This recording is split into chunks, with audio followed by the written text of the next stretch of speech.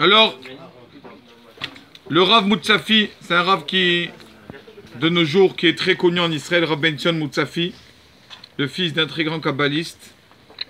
Il donne un conseil, un petit conseil pour le mois de Elul. Il donne un conseil que la personne, un peu, se concentre sur la date hébraïque, le mois de Elul. Et donc, aujourd'hui, on a déjà passé le tiers du mois. Aujourd'hui, le 10 Elul, d'accord?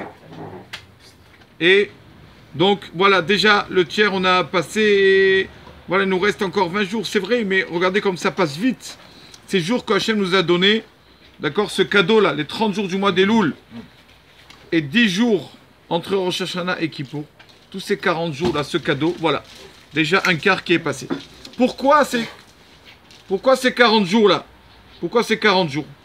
Et disent nos sages, le Rav Chaim Ben Benisti, c'est un Rav qui était en Turquie.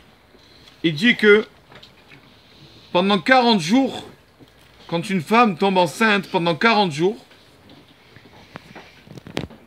on peut prier.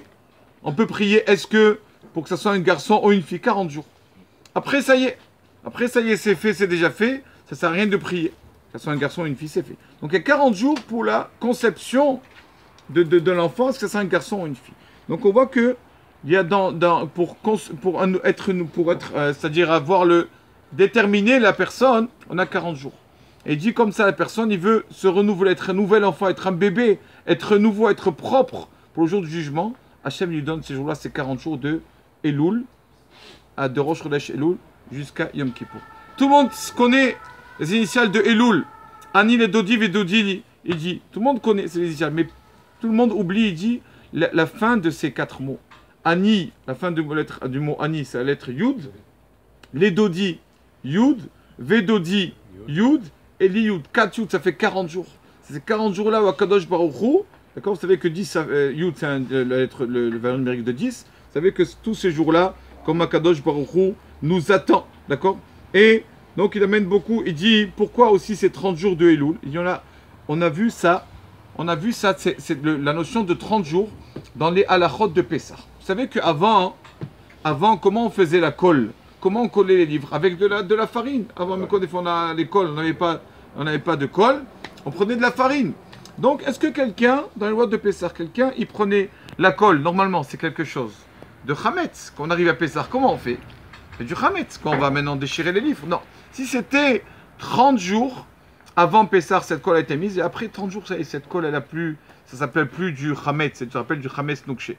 Mais s'il n'y a pas 30 jours qui sont passés depuis qu'on a mis la colle jusqu'à Pessah, ça c'est problématique. Après 30 jours, ça y est, la colle, elle est, ça y est, c'est plus, la farine, elle est plus, c'est plus de la farine, c'est vraiment de la colle. Il dit, comme ça, le Yitzhara, c'est comme le Hametz, c'est que le Yitzhara, c'est le Hametz. Il dit toujours, pendant 30 jours, mais si pendant 30 jours, en Elul, tu travailles tous les jours un peu, alors ça y est, après, tu peux arriver à annuler beaucoup ton Yitzhara, à essayer tu peux beaucoup diminuer ton Yitzhara, ton mauvais penchant. Donc c'est ça ce qu'une personne, il doit savoir. Voilà, c'est comme cette colle, le Yitzhara, il nous colle. Il ne nous laisse pas tranquille, le Yitzhara. Où c'est qu'on le voit? C'est justement la paracha de cette semaine. La paracha de cette semaine qui s'appelle Kitetse. La paracha du Kitetse, la milchama aloyevecha. Quand tu iras à la guerre contre tes ennemis. Oyevecha, c'est tes ennemis au pluriel. Untano, Hachem le mettra dans tes mains. Tu gagneras ton ennemi. Au début, la Torah nous parle en langage oyevecha, en langage de pluriel. D'accord, au pluriel. Après, nous dit Untano, Hachem le mettra dans tes mains en langage singulier.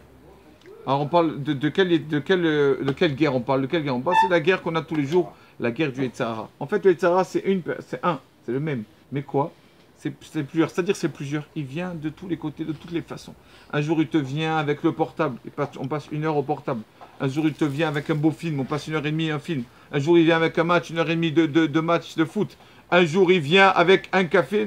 Finalement, ce café, il dure 1 heure, etc. Le Yitzhara, Oyevecha, c'est un ennemi, mais il a beaucoup de facettes. Il vient tout le temps.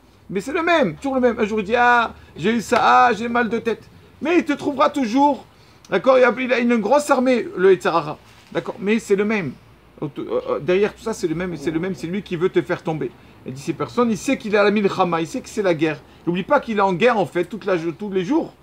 alors Untano, Hachem il peut t'aider. Mais si tu oublies que c'est la guerre, tu es tranquille, tu es sur le champ de bataille, tu te crois, Baruch Hachem, rien va se passer. C'est sûr qu'on va tomber à la guerre. Personne doit savoir qu'on est à la guerre tous les jours. Qui t'était la milchama, c'est tous les jours la guerre de Sahara, 24 heures sur 24, il travaille, il veut nous faire trébucher. Et merci Hachem, ce cadeau-là que nous a donné le mois de Elul. Donc n'oubliez pas, ça y est, on a déjà passé le tiers. Aujourd'hui, le 10 Elul, il faut Bezrat Hachem, qu'on se bouge un peu, qu'on active un peu, pour Bezrat Hachem pouvoir toujours gagner cette guerre-là permanente qu'on a, et Bezrat Hachem arriver propre le jour du jugement. Amen. Amen.